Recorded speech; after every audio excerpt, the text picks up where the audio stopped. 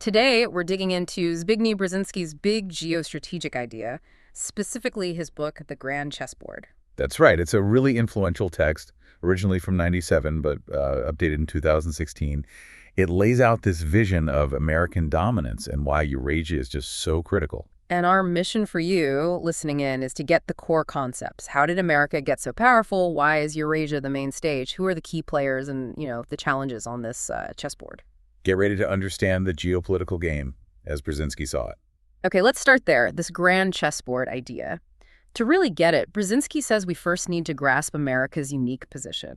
I mean, how did the U.S. go from being relatively isolated to, well, this global powerhouse? Yeah, it's quite a trajectory he outlines. It really kicks off, he argues, with the Spanish-American War in 1898. That was America's first overseas war of conquest, pushing its power right into the Pacific. A big deal. A first step onto the world stage, then. Exactly. And then World War I, that was just transformative. You had this, well, previously isolated power shipping hundreds of thousands of troops across the Atlantic. That scale was completely unprecedented. Wow. It absolutely signaled, new major player arriving.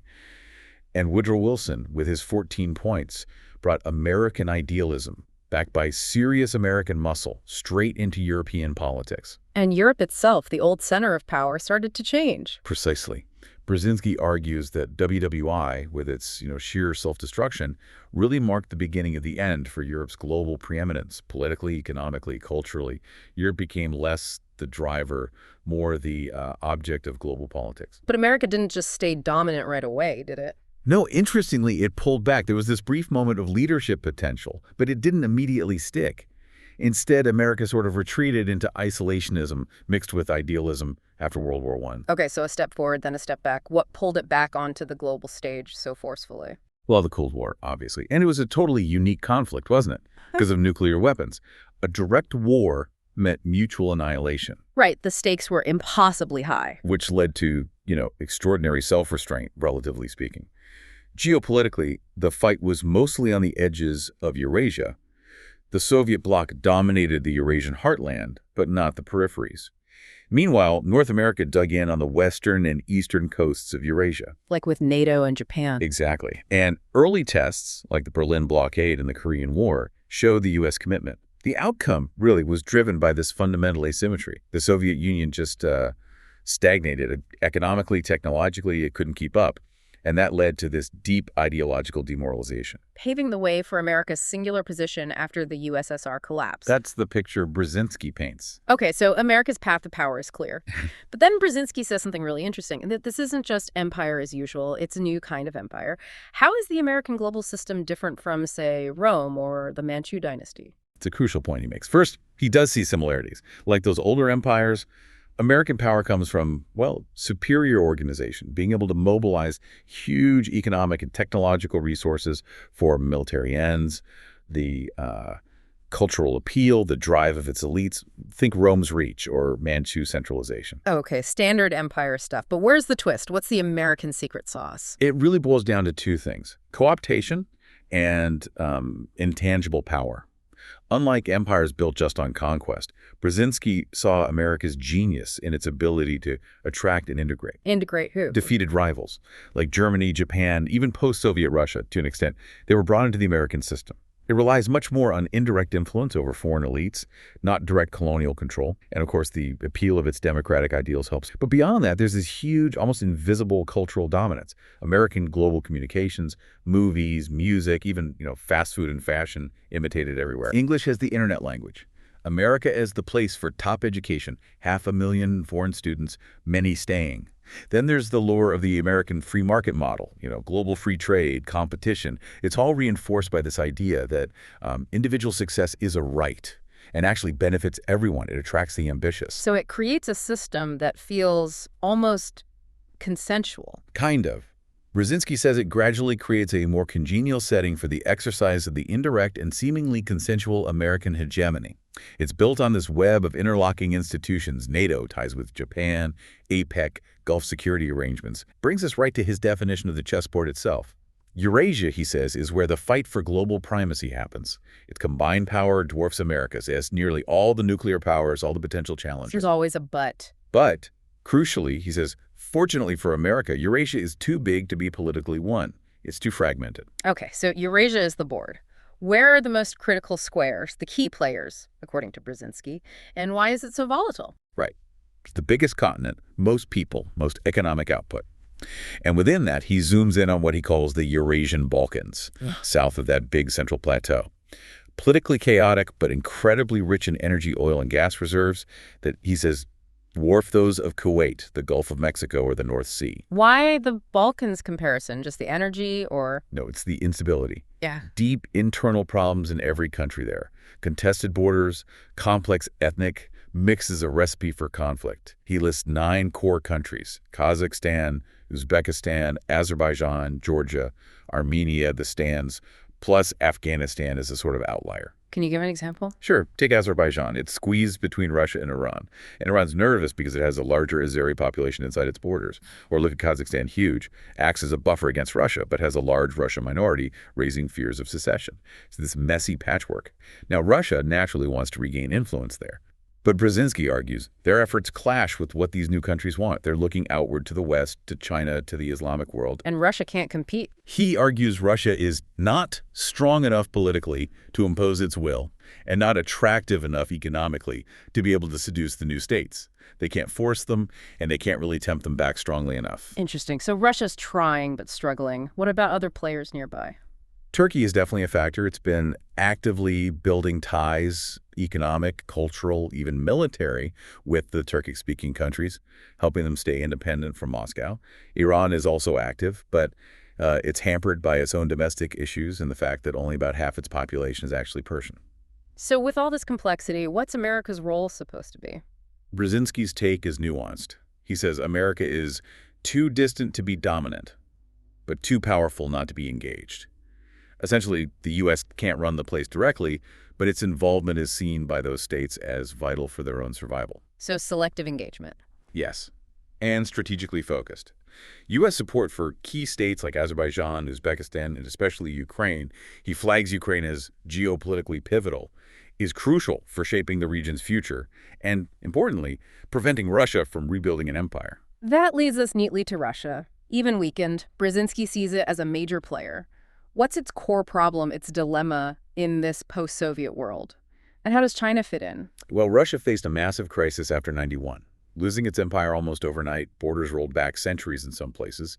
It was a massive systemic crisis, he calls it political, economic turmoil, plus costly military interventions like in Chechnya and Tajikistan. He even mentions the unprecedented biological damage from decades of communist rule, referring to the millions lost. A truly devastating picture. Did he see a way out for Russia, or was he pretty pessimistic? He notes that early on, Moscow hoped for a mature strategic partnership with the U.S., like equals on the world stage. But Washington saw things differently. Germany, Japan, China were just as, if not more, important. Russia was simply, in Brzezinski's blunt words, too weak, too devastated, and too socially backward to be a real global partner. And the Russian elite, many from the old Soviet system, couldn't accept America having a role in Eurasia. They saw NATO expansion purely as U.S. encroachment, failing to grasp how much Central Europeans wanted to join the West. What about their own neighborhood, the near abroad? Russia tried to define that former Soviet space as its natural sphere, often through the CIS framework.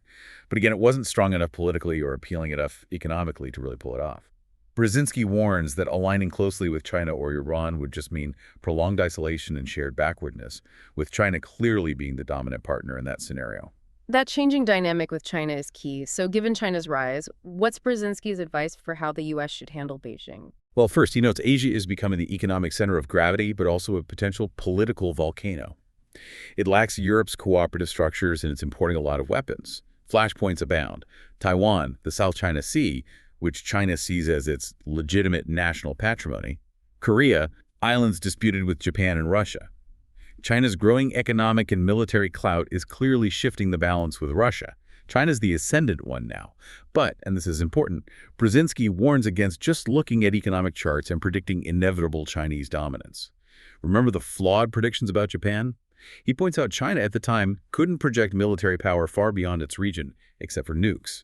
And it had major internal stresses, uneven growth, the coast versus the interior, the rigid political system. That gap between rich and poor could cause instability.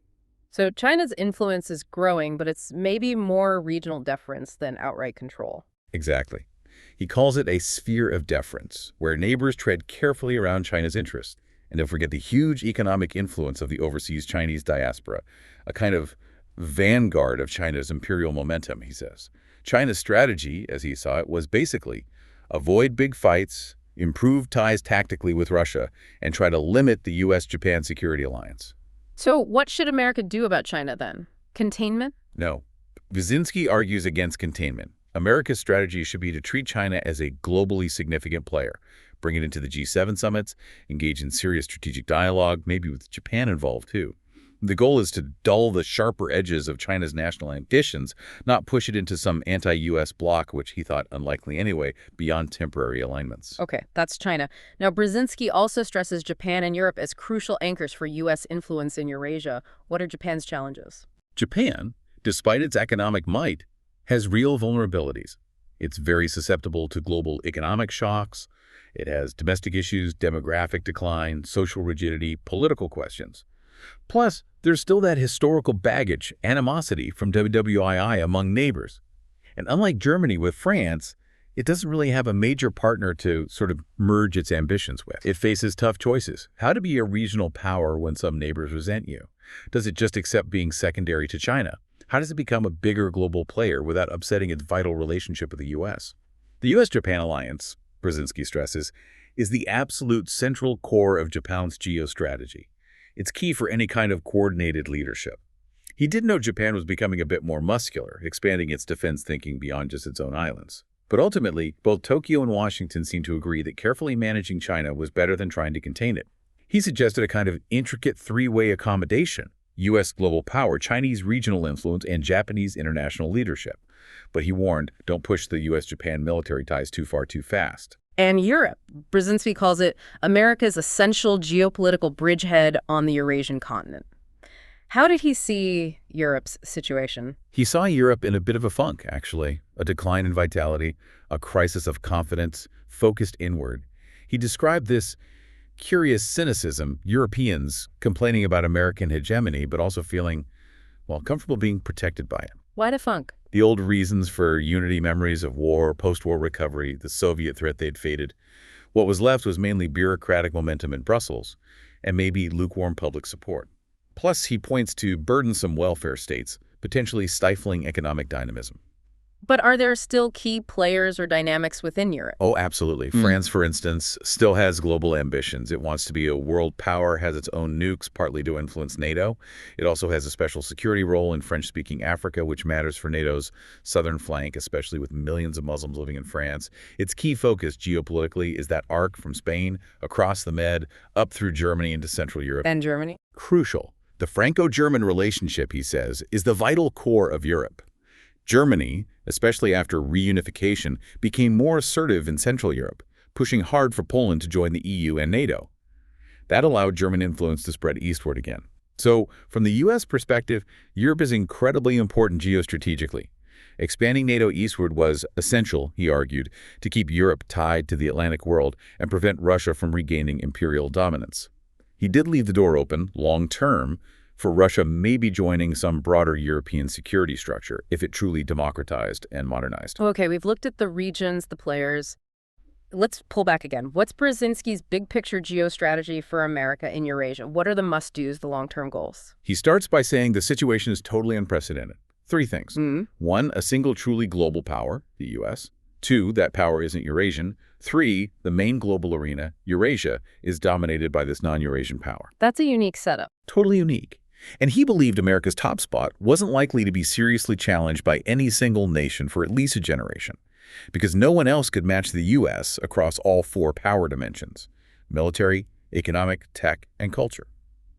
So unless America deliberately drops the ball, the only real alternative to U.S. leadership, he argued, is global chaos.